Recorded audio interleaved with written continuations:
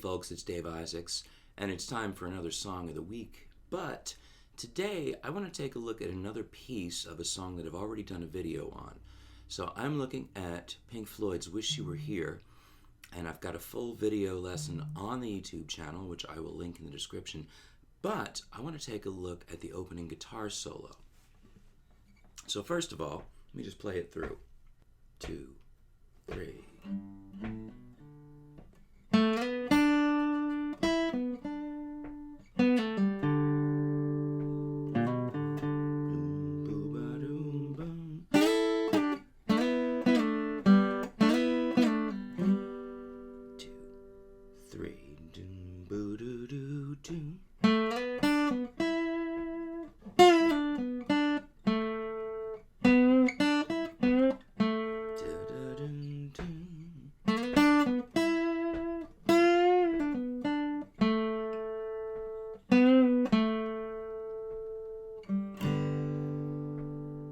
Now, we're playing over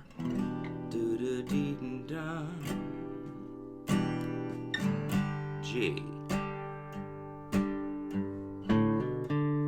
As I said, you can refer back to the full lesson video to get this part, but it's just E minor 7 and G, followed by E minor 7, and this is an A7 suspended. This is my version, as always.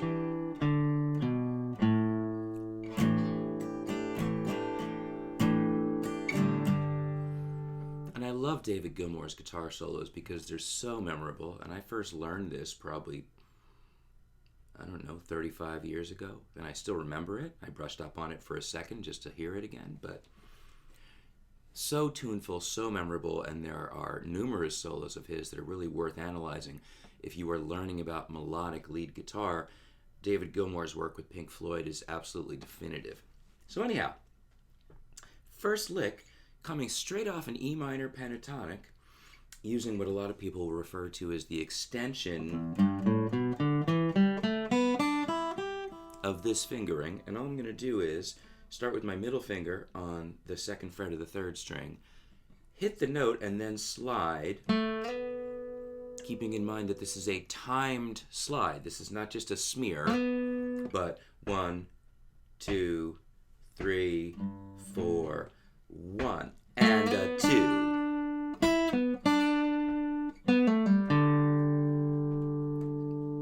So sort of 3 short licks. Slide up with the middle finger 2 to 4, land with the index on the 3rd fret of the B string. So it's 1 and a 2 and 3 and. I use my pinky here for the 5th fret of the B just because it's convenient. You could use ring, but if you look at this position, where my pinky is relative to where my ring finger is, this is actually way more efficient. 1. Middle of the 3rd string back to the index, so, and then a double pull-off. I'm grabbing index ring. They're both on the 3rd string, frets 2 and 4, and then I'm going to pull off, which remember is sort of a left-hand pluck, not just a lift, because that doesn't give us enough sound, but literally snapping the knuckle down. I need both fingers down so I can sound the 2nd fret, and then snap to sound the open string and then the open D. It's a triplet.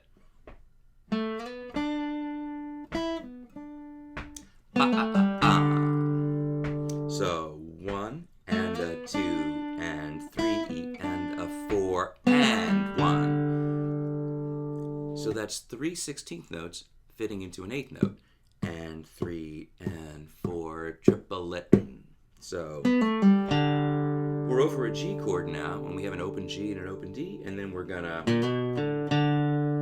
slide. This is more of that smear slide, no timed value of its own, just from fret 1 to fret 2 on the A string, and then open D string, which is all part of a G chord.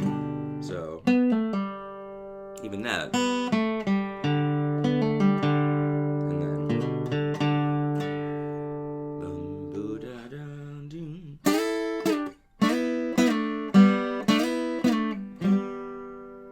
great lick. Still straight pentatonics, but double stops. I'm using my index finger to cover the 3rd fret, the 1st and the 2nd strings. Slide it up, slide it down. These are, again, that sort of smear slide. We're just getting there, we're not timing it. But notice, hit it on 3, slide to 5, hit it on 5, slide to 3. It's a bar, 1 finger on 2 strings.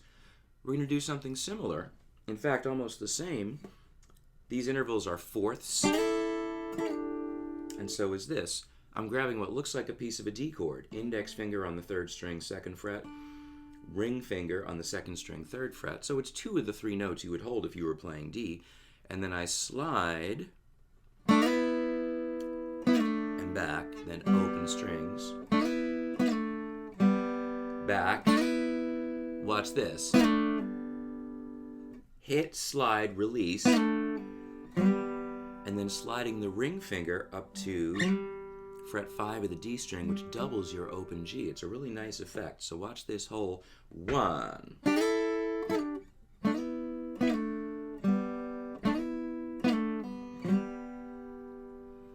It's challenging because of those pull-offs, but the ideas themselves are pretty straightforward, just sliding 4th shapes, and these are things you should know, both these and these. Now we get a couple of bending licks. Now this is basically what we had before, just with a variation. 1, and. That time I'm using my ring finger to land on fret 5, so it's middle slides 2 to 4 like before, index, back to middle, and now ring, because I'm going to need the strength of the ring finger for a bend.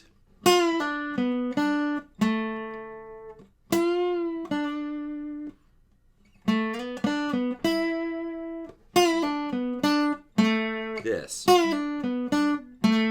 which is actually kind of a pre-bend in that we don't really want to hear it going up, just coming down. So you can start with the string actually bent and release it, but I need the 3 fingers, which is why I landed here with ring in the first place. This is not nearly as strong with pinky.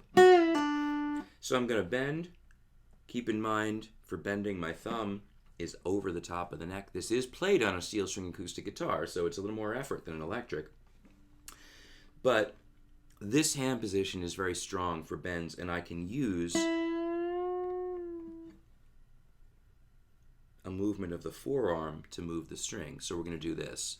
Release, come down to the index, down to the middle, and then I'm jumping to the 2nd fret with my middle finger.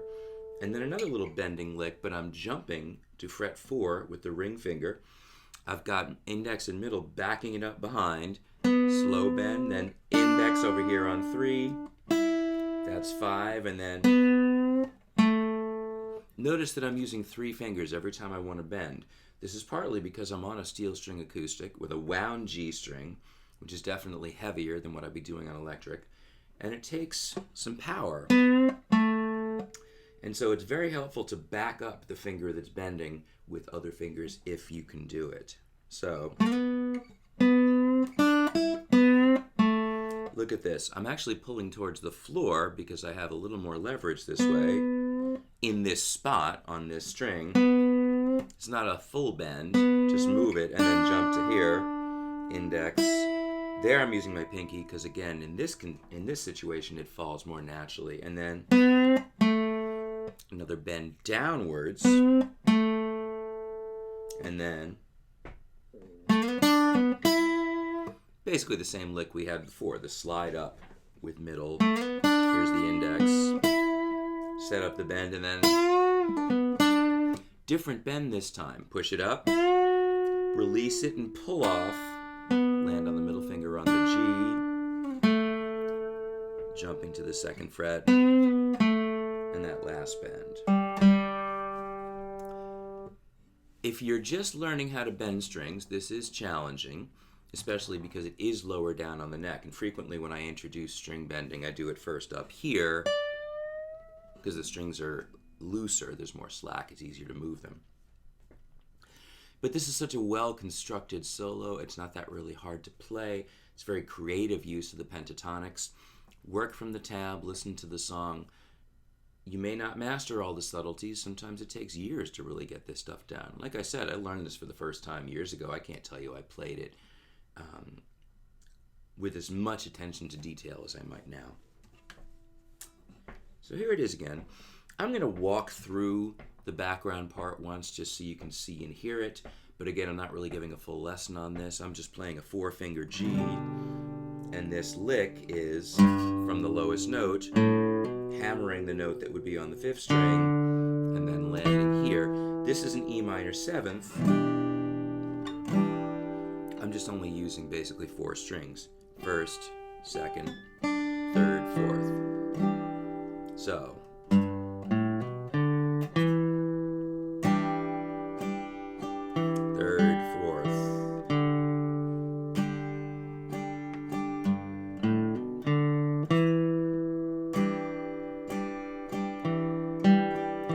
I'll tag this, put this into the tab, so you've got the reference. Lift it off, 5th string, lift it off, A7, sus4, O2, 2, 3, 3.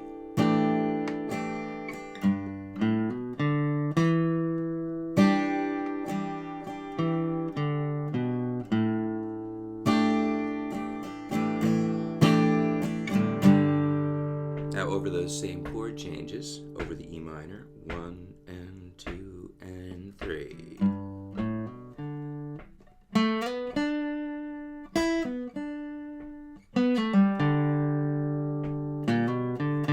Doom boo ba dum boom.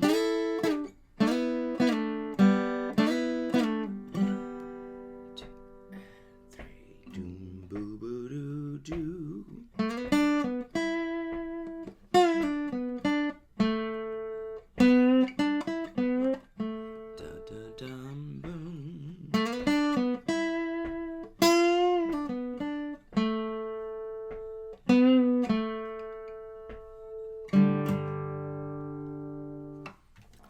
Again, a good amount of subtlety to it, but it's not terribly hard to play. And look, let's face it, even if you mangle it, you're going to have fun. And listening for those subtleties is really important. If you are learning how to play lead guitar, listening to guitar players that play simple but subtle parts is really the best way you're going to learn. As exciting as the fast blazing stuff is, when you pay attention to players that are so musical, you learn how to make your choices for impact, for effect. It's what I love, what so many guitar players love about David Gilmour from Pink Floyd. He inspired a lot of us for that very reason. And the fact that I can still sing a lot of his guitar solos after learning them almost 40 years ago really says something significant. So again, check out the tab. I will include the basics of the background part just so you have that, and I will link the full lesson on the song itself. This is really concentrating on the solo today, so check it out. I hope you enjoy it. Please comment, like, subscribe, follow all of those things on whatever platform you are watching this on. I appreciate your watching and your support. As always, I'm Dave Isaacs, and I'll see you next time.